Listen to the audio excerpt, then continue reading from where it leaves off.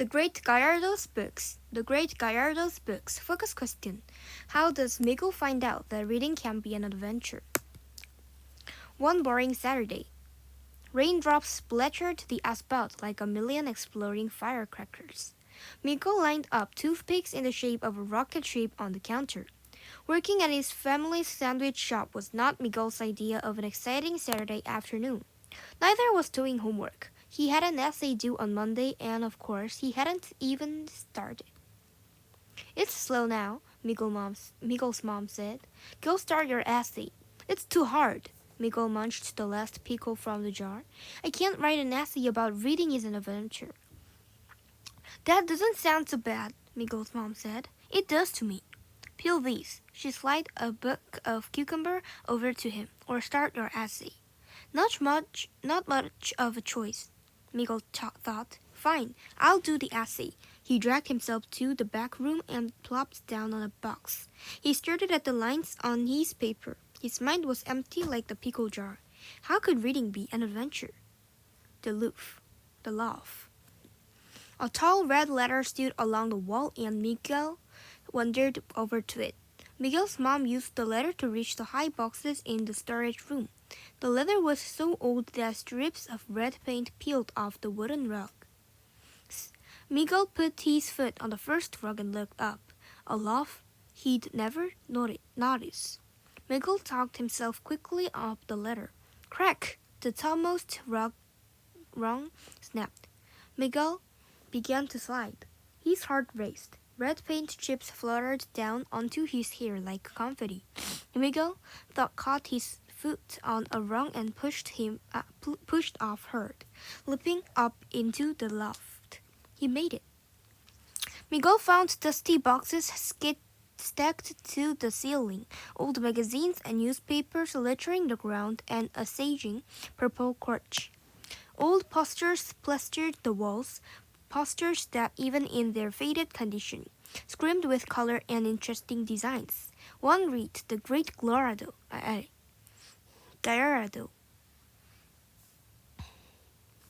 It showed a hooded figure beneath an arch of shooting stars, a glittery black chest with a lock fit snugly up against the couch. Tiny pictures curved into the wood seemed to dance across the lid. Ships sailed, horses trotted, and stars twinkled. Miguel looked down at his feet and found an old skeleton key. Its shape and shine had almost worn away, but a golden letter G still beamed through its stillness. Miguel kneeled next to the chest. He cleared cobwebs from the keyhole and turned the key in the lock. It clicked. Benjamin's bathtub. Miguel lifted the lid to the old chest, hoping to find gold coins, jewels, or swords inside.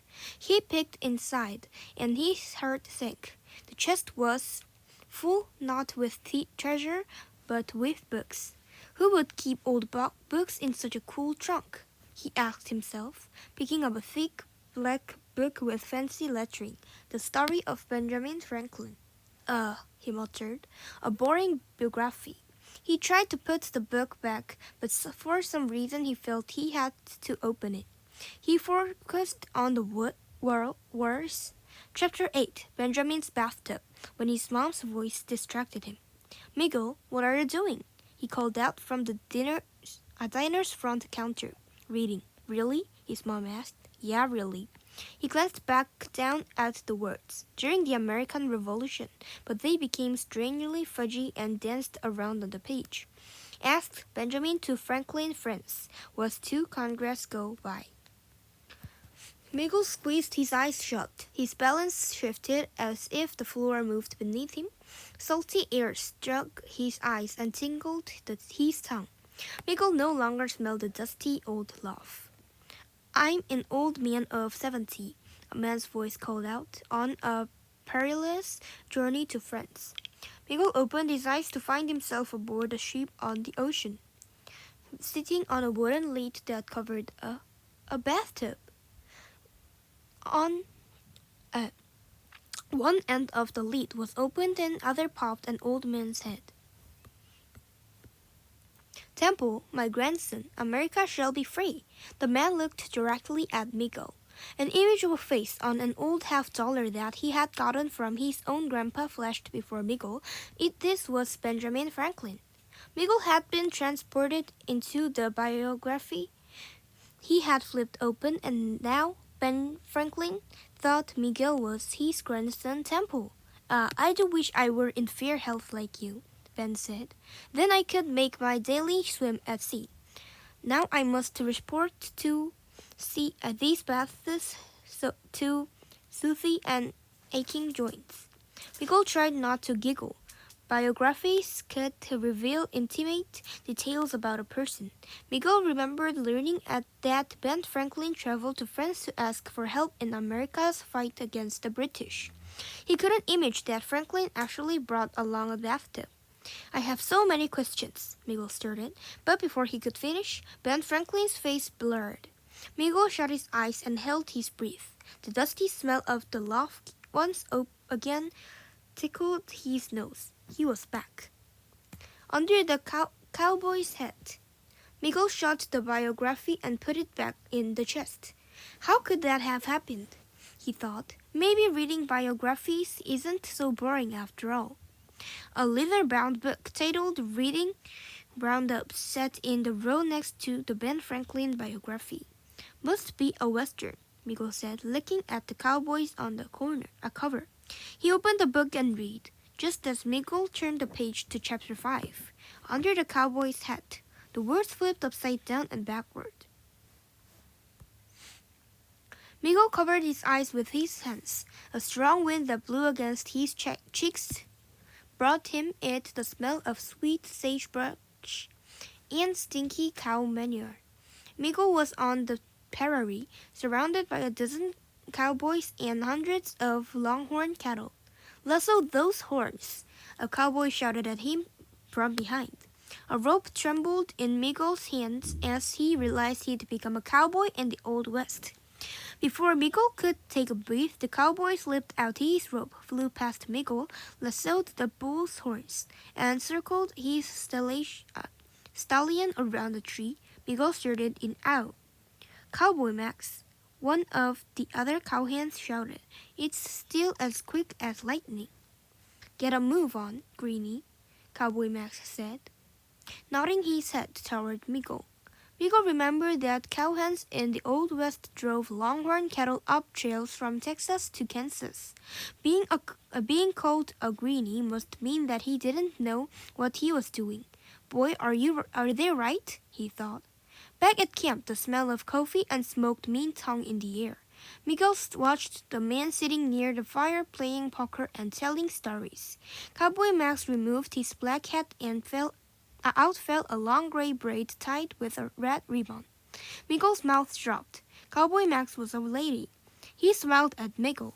Sorry, Greenie, thought you knew. He shook his head. They call you Cowboy Max. It's short for Maxine, he said. Some people don't like women who wear breeches and speak up for themselves. You still ride? You bet, said Maxine. I'm my happiest when I'm with my hair. You are brave, said Miguel. Just lucky, she said. I get treated fairly in these parts. A lot of women ranchers don't. Miguel had many questions, but the stars began to blur. He felt dizzy, so he shut his eyes. In an instant, Miguel found himself back at the loft. The creatures from Copernicus crater. Miguel sat down on the floor. Life was tough on the prairie, especially for women. He never imagined westerns were so interesting. It was getting late, but Miguel had to try one more book. A small book with a silver moon on the cover called The Creature from Copernicus Crater grabbed his attention. Science fiction? He thought. That's weird. The first chapter starts on page 214. Miguel began to read. Colonel Chan guarded the underground lunar outpost. He hadn't seen another living thing for 2 years until suddenly the words screamed together.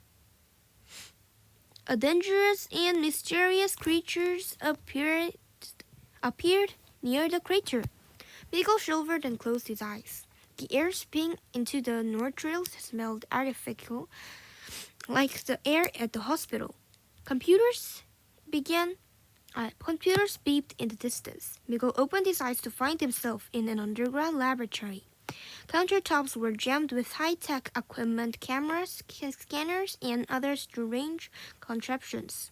Jars full of rocks, dust, and liquids filled the shelves. Miguel picked out a jar and read. Copernicus creature lunar rocks. Lunar rocks? Miguel whispered. I'm on the moon.